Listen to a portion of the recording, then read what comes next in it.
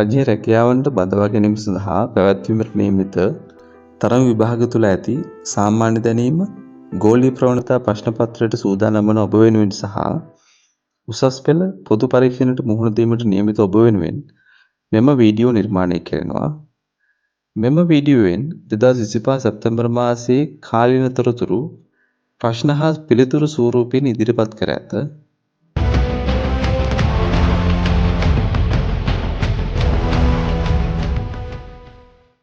දෙවන ලෝක සංග්‍රාමයේදී ජපන් හමුදා පරාජයට පත් කිරීමේ 80 වන යුද සැමරුම් උළෙල චීනය විසින් පැවැත්වුවේ කවදාද? 2025 සැප්තැම්බර් මාසේ 3 වෙනිදා. සැප්තැම්බර් 5 වෙනි දින ලොව හොඳම වනජීවී ඡායාරූප 100 අතරට එක් වූ ලක්ෂිත කරුණාරත්නගේ ඡායාරූපය නම් කර ඇත්තේ කුමන නමකින්ද? Toxic tip. මෙරට දුම්රිය ස්ථාන 100ක් නවීකරණය කිරීමේ සිහින ගමනාන්ත ව්‍යාපෘතිය ආරම්භ කළ දුම්රිය ස්ථානය කුමක්ද? තල්පේ දුම්රිය ස්ථානය. සැප්තැම්බර් 4 දින තංගාල නගර සභා සේවකයන් 16ක් මියගිය බස් රථ අනතුර සිදු වූයේ කුමන මාර්ගයේදීද? ඇල්ල වැල්ලවාය මාර්ගයේදී. පෙටෝටාන් ශිනමත්‍රා ධූරයෙන් පහ කිරීමෙන් අනතුරුව සැප්තැම්බර් 5 වෙනි දින පත් වූ නව තායිලන්ත අගමැති කවුද? අනුතින් චාන්විරාකුල්. සැප්තැම්බර් 4 දින ට්‍රෑම් රථ අනතුරකින් 16 දෙනෙකු මිය ගියේ කුමන රටක කුමන නගරයකදීද? පෘතුගාලයේ ලිස්බන් නුවර. සැප්තැම්බර් 6 වෙනි දින ඉදිකිරීම් ආරම්භී මෙරට විශාලතම පුනර්ජනනීය බලශක්ති නිෂ්පාදනාගාරය කුමක්ද? ඒ පිහිටි කොහේද? සහ එහි ධාරිතාව කොපමණද? එහි නම රවිදානවි. පිහිටියේ මොනරාගල සියඹලාන්ඩුවේ. ධාරිතාව මෙගාවොට් 100ක්. 2025 වර්ෂය සඳහා පූර්ණ චන්ද්‍රග්‍රහණයක් දිස් වූයේ කවදාද? එලෙස දිස් වූ චන්ද්‍රය හැඳින්වුවේ කවර නමකින්ද? සැප්තැම්බර් 7 වෙනි දින බ්ලඩ් මූන් නමින් තමයි මේ හැඳින්වුවේ. මේ වන විට අගමැති ධුරයෙන් ඉල්ලා අස්වීම නිවේදනය කොට ඇති වත්මන් ජපන් අගමැතිවරයා කවුද? ශිගෙරු ඉෂිබා. වත්මන් ජපන් අධිරාජ්‍යයා කවුද? ඔහු ජපානයේ කීවෙනි අධිරාජ්‍යයාද? නරුහිතෝ අධිරාජ්‍යයා 126 වෙනි අධිරාජ්‍යයා. මහජන විරෝධතා හේතුවෙන් සැප්තැම්බර් 9 වෙනි දින ඉල්ලා අස්වූ නේපාල අගමැතිවරයා කවුද? කේ.පී. ශර්මා ඕලි.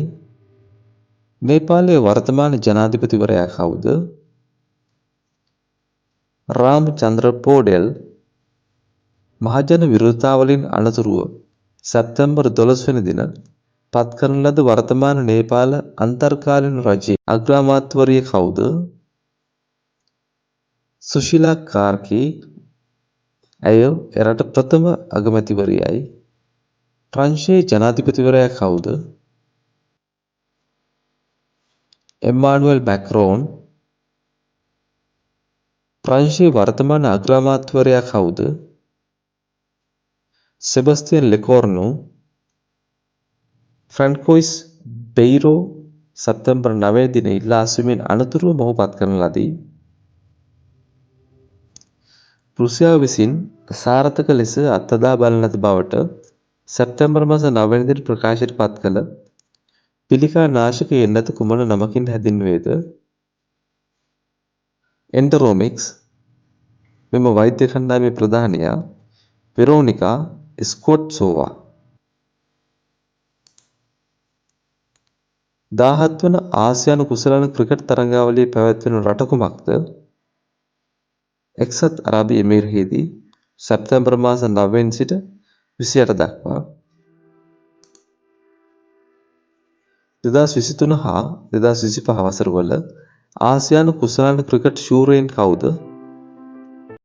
ඉන්දියාව. මොවුන් වැඩිම කුසලාන එනම් කුසලාන 9ක් දිනා ඇත. 2025 අනුශූරයන් බවට පත් වූයේ පාකිස්තානයයි. ශ්‍රී ලංකාව ආසියානු කුසලාන ක්‍රිකට් ශූරතා කොපමණ ජයගෙන ඇද්ද?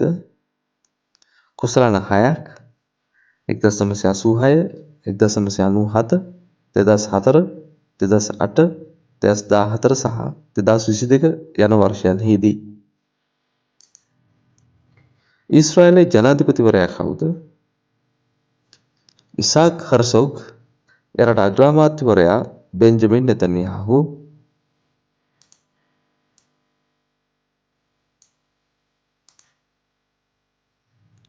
Apple සමාගම විසින් සැප්තැම්බර් 9 වැනි දින වෙළඳපොළට හඳුන්වා දුන් නවතම ජංගම දුරකථනයේ කාණ්ඩය කුමක්ද?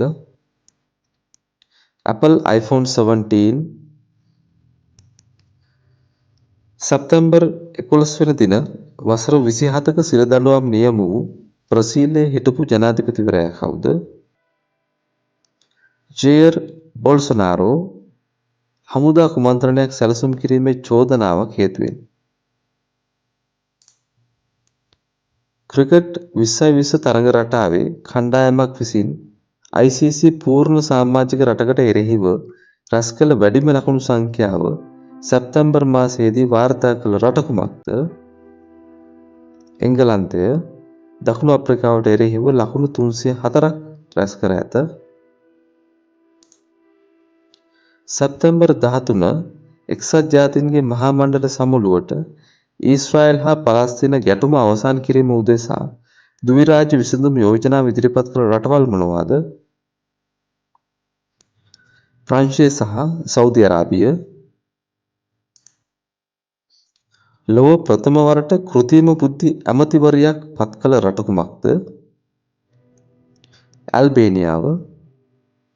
ඩියෙල්ලා ලෙස මේ නම් තබා ඇත. සැප්තැම්බර් 30 ආරම්භ වූ කාන්තා ක්‍රිකට් ලෝක කුසලාන තරඟාවලිය මෙවර පැවැත්වෙන්නේ කොහේද? ඉන්දියාවේ සහ ශ්‍රී ලංකාවේ. සැප්තැම්බර් 26 දින වසර 5ක සිරදඬුවම් නියම වූ ප්‍රංශයේ හිටපු ජනාධිපතිවරයා කවුද? නිකොලස් සාර්කෝසි. හිටපු ලිබියානු ජනාධිපති මුවම්මර් ගඩාෆිගෙන් මුදල් ලබා ගැනීමේ චෝදනාව යටතේ මොහු අත්අඩංගුවට පත්ව ඇත. මෙරට අධිවේගී මාර්ග පද්ධති නම් කොට ඇති සංකේත අංක මොනවාද? E1 දක්ෂිණ අධිවේගී මාර්ගය, E2 පිටත වටරවුම් අධිවේගී මාර්ගය, E3 කටුනායක අධිවේගී මාර්ගය, E4 උතුරු අධිවේගී මාර්ගය, E5 මහනුවර අධිවේගී මාර්ගය, E6 රුවන්පුර අධිවේගී මාර්ගය. මෙරට වනාන්තර 5ක් රක්ෂිත ලෙස නම් කොට ආරක්ෂා කිරීමේ ජාතික වැඩසටහන හඳුන්වන නම කුමක්ද? වනස්පති. පළමුවෙන් නම් කළ රක්ෂිතය වන්නේ බිබිල නිල්කල ඖෂධ වනාන්තරයයි. මෙරට විදුලි බල ක්ෂේත්‍රය තුළ පුනර්ජනනීය බලශක්තිය මගින් 2030 වන විට සපුරා ගැනීමට බලාපොරොත්තු වන ප්‍රමාණය කොපමණද? විදුලි බල උත්පාදනයෙන් 70%ක්. ඔබ පෙනී සිටීමට අපේක්ෂා කරන සියලුම විභාග කටයුතු වලින් ජයග්‍රහණ අත්වේවා. 2025 ඔක්තෝබර් වීඩියෝවෙන් ඔබ හමුවට එන තෙක් සමු ගනිමු.